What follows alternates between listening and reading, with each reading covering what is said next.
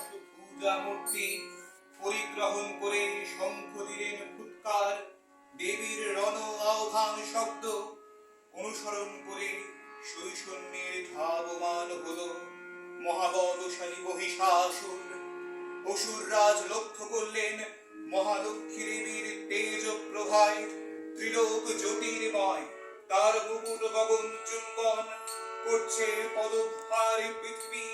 পান্তা করে ধনুষ্টঙ্কারে রসাতলে প্রকম্পিত হলো দেব সেনাপতি মহাশক্তির জয় মন্ত্রের গুণে দেবীকে দান করলেন মহাপ্রীতি। দেবীর সঙ্গে মহিষাসুরের প্রবল সংগ্রাম আরম্ভ হলো।